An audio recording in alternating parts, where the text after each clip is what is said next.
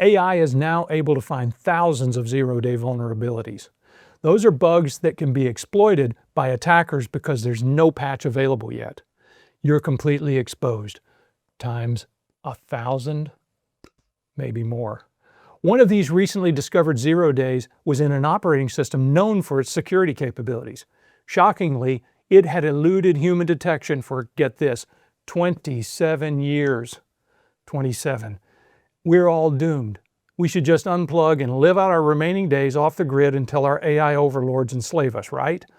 Well, hold the phone. It might not be as bad as all that. I actually predicted something like this would happen in a previous video on cybersecurity trends.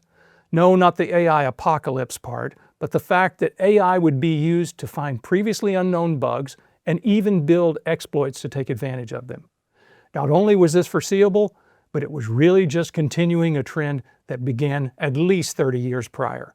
It was inevitable, so there should be no surprises here. Let's take a look at what all this means. What are the issues? What can we do about them? And is there any hope for humanity? Spoiler alert, the answer to that last one is yes, because if we do this right, this could actually turn out to be a good thing for us all. Let's begin with a history lesson from a guy old enough to have lived it, but not quite old enough yet to have forgotten all about it. So we'll start the lesson with Satan. No, not that guy. What I mean here is the system administrator tool for analyzing networks. This Satan. When it burst onto the scene 30 years ago, it created a huge controversy. It was hotly debated among security circles. S.A.T.A.N was software that was developed by a couple of guys named Dan Farmer and Vitsa Venema. The latter was a former IBMer, by the way. It was one of the first automated vulnerability assessment tools. So it would go out and scan your network and tell you which ones of your systems were strong and which ones had weaknesses. The idea being that a system administrator could use this to find out where they were weak, and they could shore up their defenses before the bad guys had a chance to. But this also meant, in the hands of an attacker, it could be used to figure out how to actually break in. So, like most technologies, it was dual use. It means it could be used for good or it could be used for bad. And that's why it was controversial. And the fact that it was named, well, Satan, that certainly fueled the flames. So note to future self, don't name a tool intended for good after the Prince of Darkness unless you want a PR nightmare, which is what that one did. So many were arguing that Satan was too dangerous for release publicly because it made things too easy for the bad guys. It lowered the skill level, it lowered the amount of time, and it lowered the cost of attacks for them. So that was good news for the bad guys and bad news for the good guys. But the problem with that argument is that it overlooks the fact that good guys could use this tool as well. In fact, they could use it to find where they were weak before the bad guys did, and then they could harden their systems. In other words, it was a race, and whoever used Satan the best, well, that was going to be the winner. We look back on all this now and it seems like a complete non-issue. Everyone has vulnerability scanners now. One of the really popular ones is one that's called Nessus, but there are many more. And in fact, we've had an entire industry pop up around these vulnerability scanners. Would we call them Satan's spawn maybe? Well, indirectly or directly, this is a common class of tool in use by defenders today, in what was once a huge controversy that died down so long ago that most of you probably never even knew about it. Okay, so much for the history lesson, old man, but what has that got to do with AI now? Well, I'm glad you asked. Recently, we've seen AI vendors announcing new models that are capable of identifying and then exploiting zero-day vulnerabilities in every major operating system and every major web browser. That's a big deal. And the vulnerabilities they find are often subtle or even difficult to detect. As I mentioned earlier, one example of this was a bug that was found in an open source operating system called OpenBSD. And this bug had been around for 27 years, as I made that point before.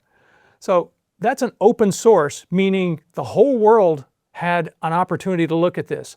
This bug was hiding in plain sight for nearly 3 decades, and none of you found it. But a brand new AI model comes along and finds it in almost no time. So is that a good thing or is that a bad thing? Well, here we go with the S.A.T.A.N 2.0, same debate, different tool, same set of issues. Well, so it's always dangerous when a new zero day is found because we haven't had time to yet adapt our defenses, which is why we call it a zero day. But it's a good thing now that we know about it so that we can work on the fix. The worst case is if only a few people know and the rest are in the dark. Then those people can exploit with impunity and the others will just be victims. So let's consider a timeline so that you understand what I'm referring to here. If we think about risk and as it increases over time, so I'm going to map risk here along the y-axis and then we'll look at time as it goes out this way. So first, imagine that a bug is introduced. So this is when there's a mistake in the program, the vulnerability is introduced, and now we're going to see what the risk does. Initially, there's virtually no risk with that. Then the next thing that happens is the bug is discovered. Now, what does that do to risk? Risk is going to go one of two directions, but both of them are up. It's just a matter of how much up. If only a few people know about it, then the risk is through the roof. If someone who is a good actor knows about it and then notifies the vendor of what they need to do to fix this, well, then the risk is lower because only a few people know it at that point. But what happens next? Well, then eventually the bug gets publicized. And once that happens, then the risk is up here regardless of who notified about it. Because now the whole world knows about this risk, and notice there's nothing they can do about it, they just know about it. The next thing then is that a patch is made available. The vendor hopefully comes out with something, we can put that on, and then eventually a patch is applied. Once the patch is applied, then this risk goes right back down. So if you look at this model, the timeline, basically where the danger zone is right here between discovery and application. That's when you have to be worried. That's when, if only a few people know about it, they can take advantage. If everyone knows about it, we can build the defenses. But ultimately, you've got to apply the patches or put in whatever the countermeasures are to make sure that this thing is going to be safe. So all of this raises questions about how this type of capability should be used and shared. That's what many asked about S.A.T.A.N when it first came out, but now everybody has vulnerability scanners and no one seriously debates whether they're a good thing or a bad thing. They're just an essential part of the cybersecurity toolkit. The same is true of these new AI vulnerability scanners. It all really comes down to who is using it and what are they doing with it. So for instance, if a good guy is using it to find vulnerabilities in their system and fix them, that's a good thing. But if it's a bad guy using it to find vulnerabilities and exploit them, well, then it's a bad thing. So besides, at this point, this technology is already out there. There's no unringing this bell. In fact, we've already seen multiple AI vendors innovating and iterating in this space. Also, we've seen where source code for AI systems has been leaked, so there's no reason to think that AI models won't also leak as well.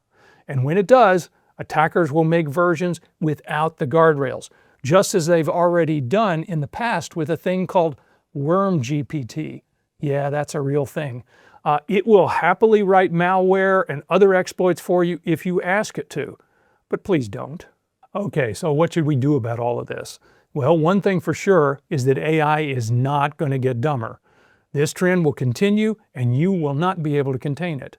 So let's embrace it and figure out how we can leverage it so that way it's to our advantage. First of all, we might start with this notion of responsible disclosure. This is something that's been around for a long time, and the idea behind it is that if I find a bug in a particular product, then I notify the vendor, and therefore I do disclosure to them, and I give them, let's say, 30 days, maybe 60 days, maybe 90 days. I can choose whatever that interval is. And then that way the vendor has this much time, this much of a head start, where they can develop a patch, put the patch out, and then everyone is safe.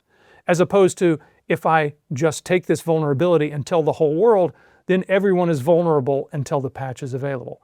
So this is a way of notifying the vendor and trying to give them a head start on the problem without exposing everyone. But it also, because it has a time frame built into it, puts pressure on the vendor to in fact fix the problem. Because if they don't do it after this amount of time, then I'm going to go public with it. And that puts the pressure, and that does good for all of us. So this model of responsible disclosure has served us really well for the last 30 years. So why wouldn't we do the same kind of thing when it comes to these AI vulnerability models? Another idea to consider is integrating this kind of next level testing into the standard DevOps process. You're familiar with this term, with development and operations? Well, let's add a component here and make security right in the middle of all that and turn it into DevSecOps. So in other words, no code goes out without first being run through the AI wringer. That way the good guys get a chance to plug the holes before the bad guys get a chance to exploit them. The idea that AI can find vulnerabilities at a rate that is orders of magnitude greater than what we've seen before sounds really scary at first. Or maybe that's just because we learn from history that we don't learn from history. As you can see, we've already had a big debate 30 years ago about S.A.T.A.N. No, that one, which was initially judged by many to be too dangerous for public consumption. We don't think that anymore about that tool. Seems the same thing will happen with these AI vulnerability models as well. The only difference is that the velocity and volume is going to increase. But what else is new? We've seen this kind of thing before. This has always been the trend with information technology, and we've always risen to the occasion. Helping balance all of this is the fact that we have better tools for defense than we used to. The good guys have AI too, and we need to make sure we're using it better than the bad guys are. Mozilla announced that Firefox 150 includes fixes for, you ready for this? 271 vulnerabilities that were identified by their use of one of these AI models. So that's 271 bugs that won't get exploited in your environment as a result of the good guys leveraging this technology. It's a race to see who will use the AI models best.